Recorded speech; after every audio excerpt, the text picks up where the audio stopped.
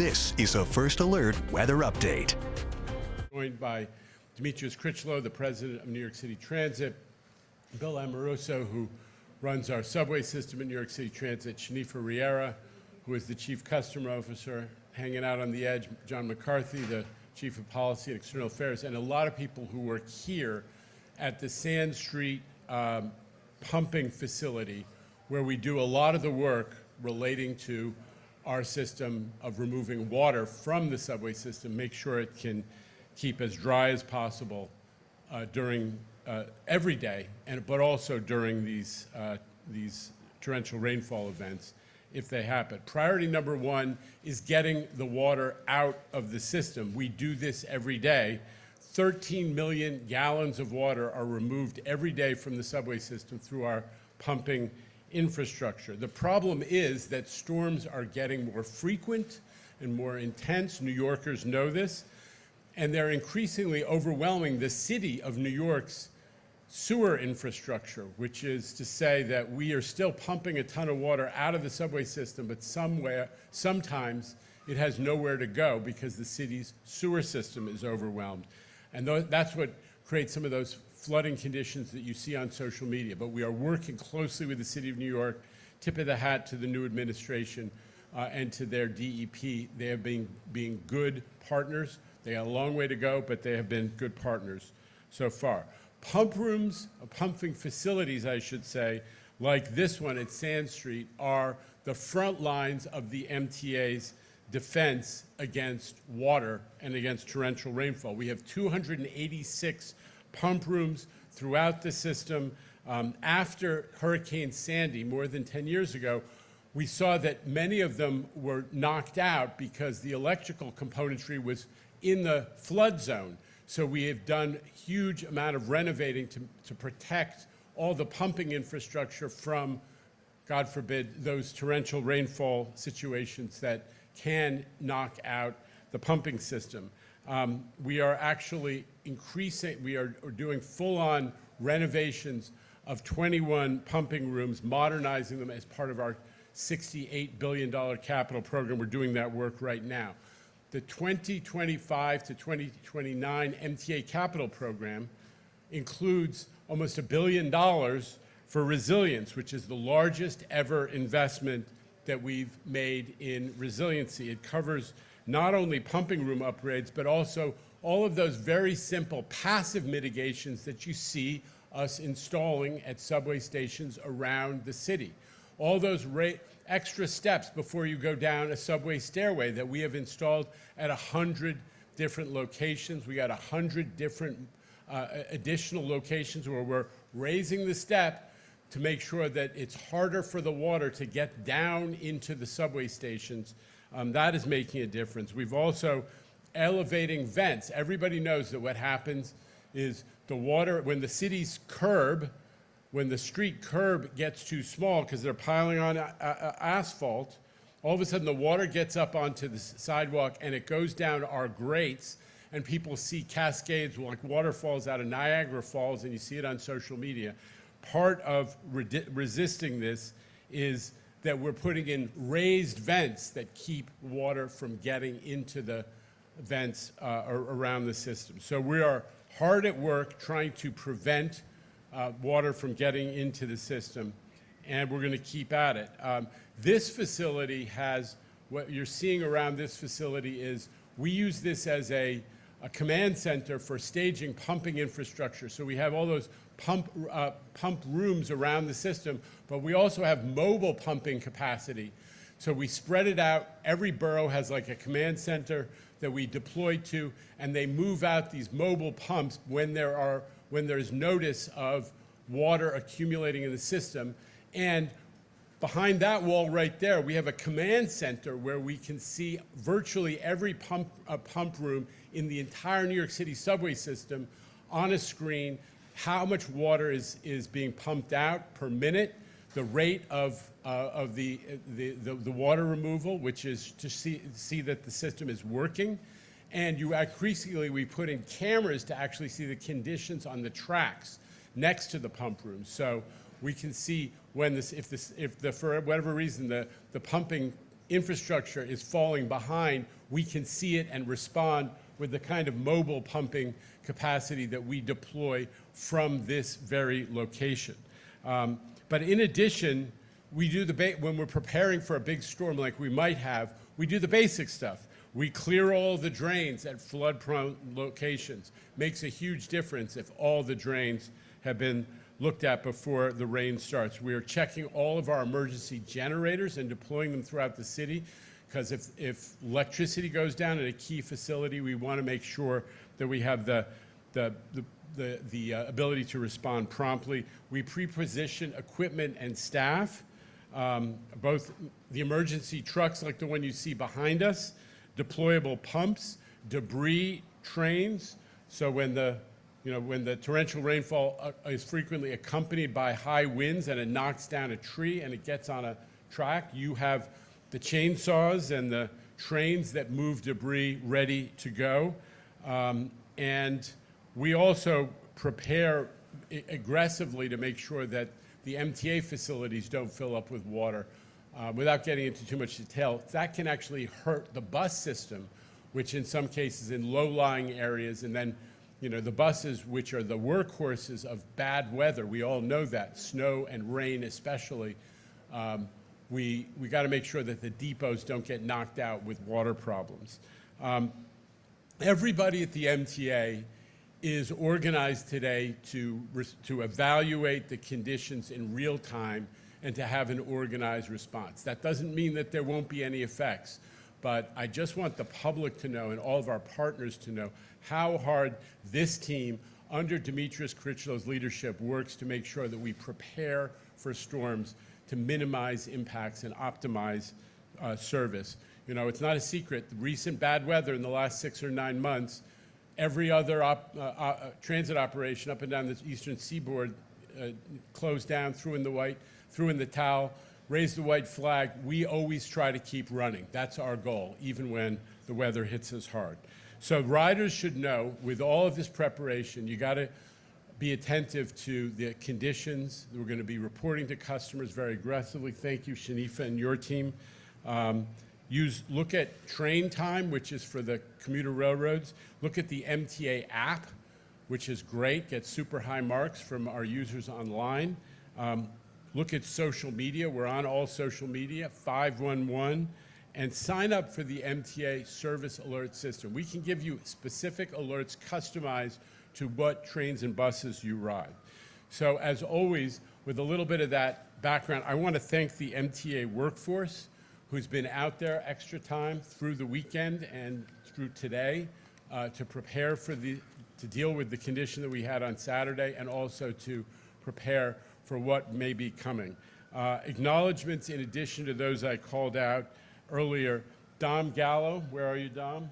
Not far. Dom is the senior vice president for maintenance of way, who runs all this, the pumping operation, and under him, Armando Crespo, who is the VP for infrastructure. Armando, thank you for what you do, and thank you to everybody who works here at the Sand Street facility for what they do to protect New Yorkers from the consequences of torrential rainfall.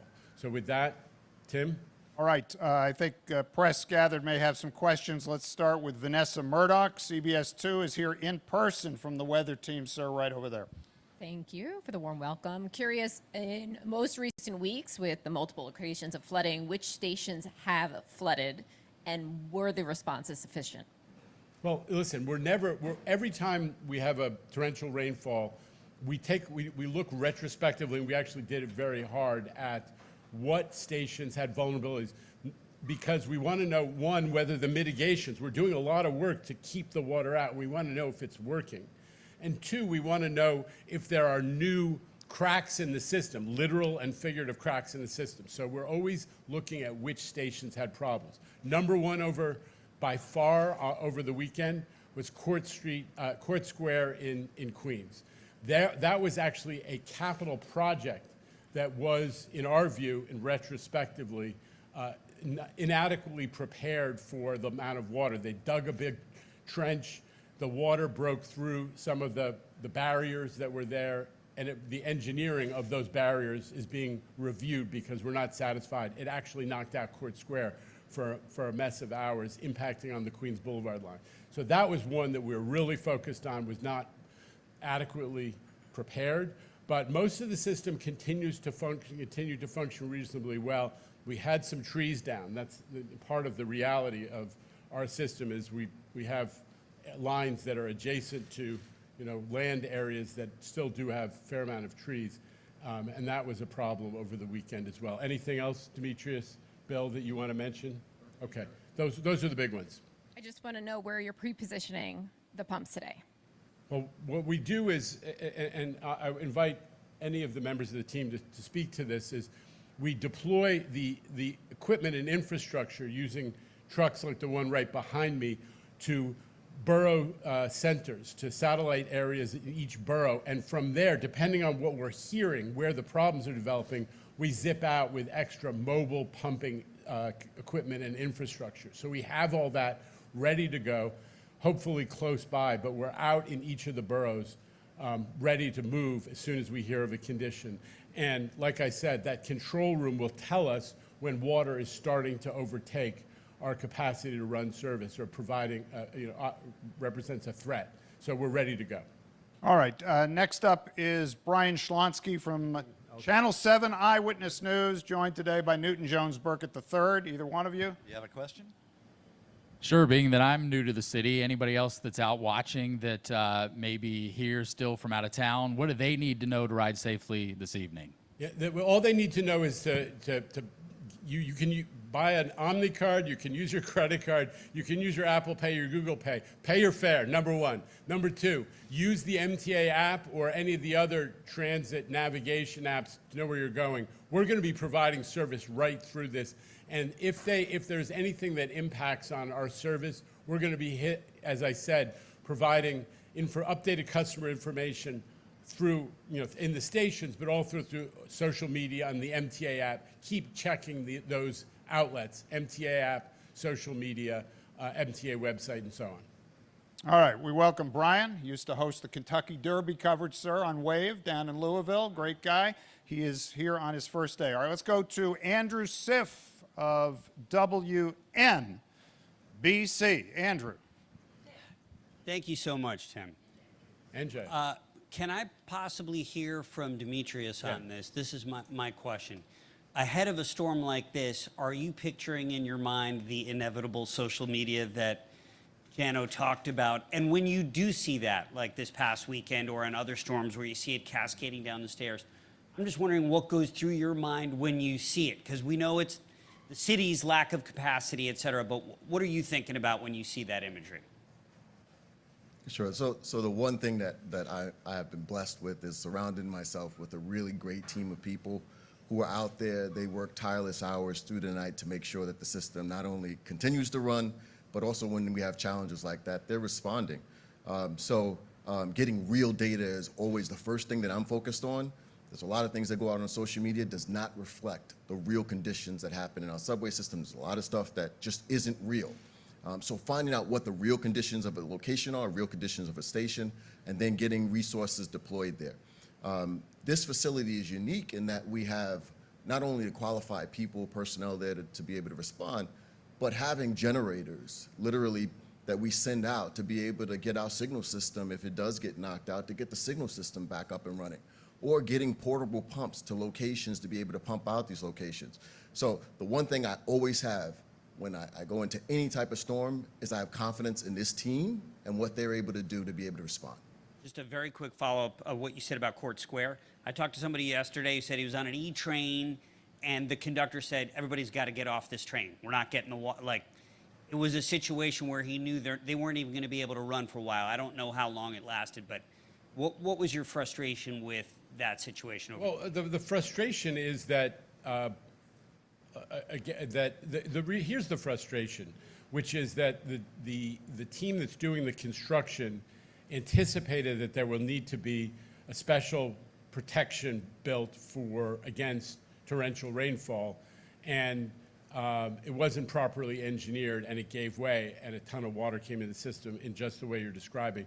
And and bless that operator, because they know the rules that when the water gets to a certain level, it is not safe. You are putting passengers in harm's way. So the operator who made that decision acted, is well trained, in communication with the rail control center, made the right decision, safety first, and we're glad he did. But we're looking very closely at that project to make sure that that and other projects do a better job of planning engineering-wise for torrential rainfall conditions. Can I All right. add something? Please. Go ahead, of course. So I want to add something to sort of humanize it. When you asked about, you know, the viral moments that we see online, what comes to my mind is about what's the impact of our customers? Where are they? You know, are they okay? Are they safe? Are they able to have the information that we provide readily available to move from one station to a next? Or even able to sort of evacuate or make those transfers. So that is something, you know, we work in collaboration with everyone. Of course, the infrastructure is very important, but understanding the human capital and the plight of our customers is always top of mind. All right, let's go to Lisa Evers right here from Fox 5, straight down the middle. Lisa. Thank you. Mr. Lieber, in terms of staffing and your workers, have you mobilized additional workers? Are you bringing in extra people? Are people on alert? How does that work when you have something as unpredictable as storms like these? Well, for example, over the weekend, they made a decision on the fly to ask everybody who was on the day tour to stay, work overtime. And that's one of these cases. Everybody talks about overtime as if it's always a bad thing. Sometimes you need folks to stay extra hours to deal with conditions in the system. That's what we did over the weekend, right?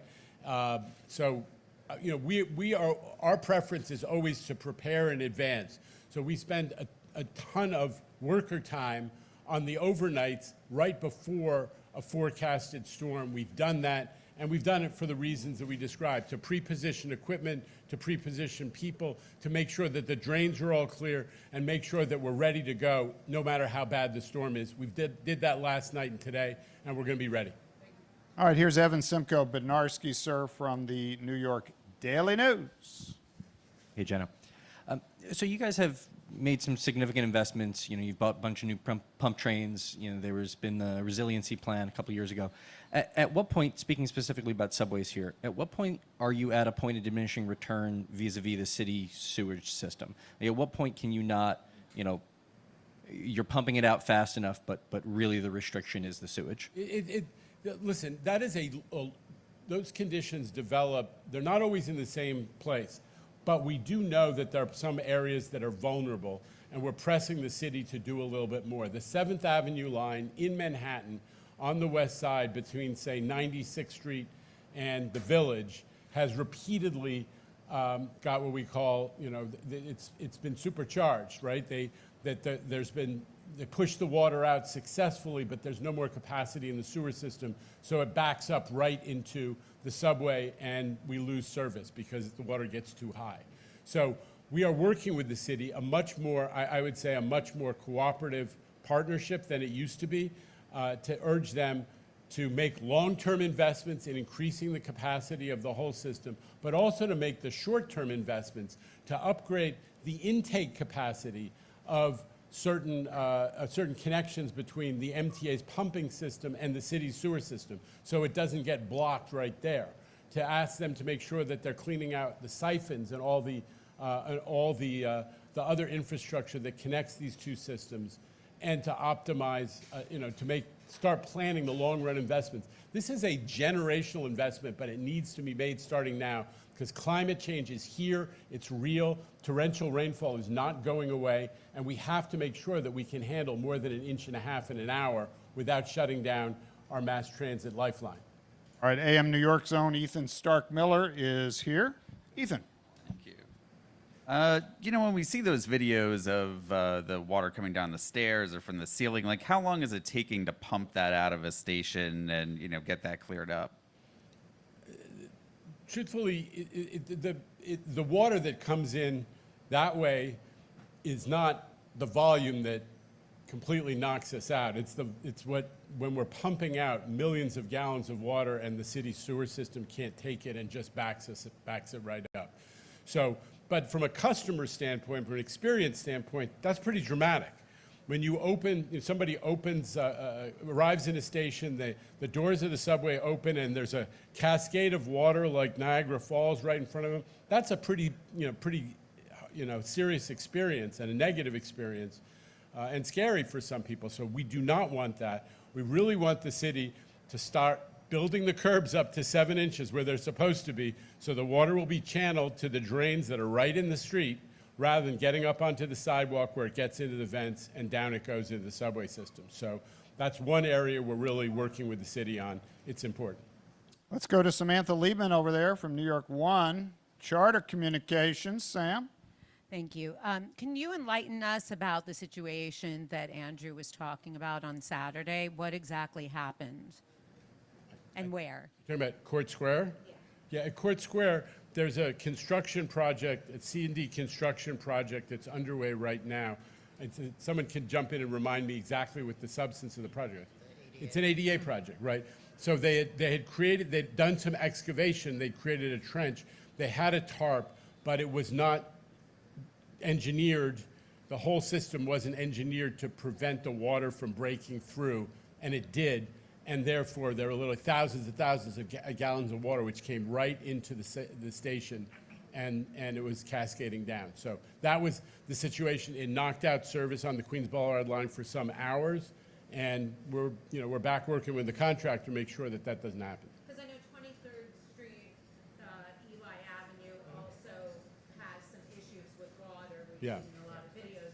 Are those issues still there at that station? You want to take that? Bill? Yeah, so it's the same station. 23rd Street Eli is also Court Square, so that's a station where the excavation was done, the water broke through the barrier, and it overwhelmed the system. All right, let's go to Greg Mocker of Pix 11 News. He's right back there in the mezzanine. Thank you, Mr. Correct. Minton. For either the chairman or the transit president, how effective is raising the step there or the vent, and could that be accelerated, since it sounds like we can't pump our way out of the water problem right now given the city sewer stuff? It's simple. It's like a couple extra inches actually makes a difference when the volume of water starts to get onto. It's not supposed to be on the sidewalk, Greg. You got to, I hope, make that clear to everybody. But if we add a couple extra inches with that extra step before we go down into the stairway, that does give us more time when there is a torrential rainfall, and it does give us more protection when there is a torrential rainfall. So we put that in at, it's almost 100 stations already, 100 entrances already, and we're going to do another 100 stations of that additional protection. Also, you may have seen it, these sort of slightly artistic raised vents, these barriers on top of the vents that prevent water going down, that in fact raise the level that the water would have to reach before it can get into the vent. And we're doing that at, I think another 25 stations right now. So we're doing it. We installed a lot of that raised vent work in the coastal areas after Sandy, protecting against coastal surge. We now are getting to the point where we're starting to see we have to do it in a lot of places around the city. All right, anybody else? Great, that's it. Thanks very much. Thank you, everybody.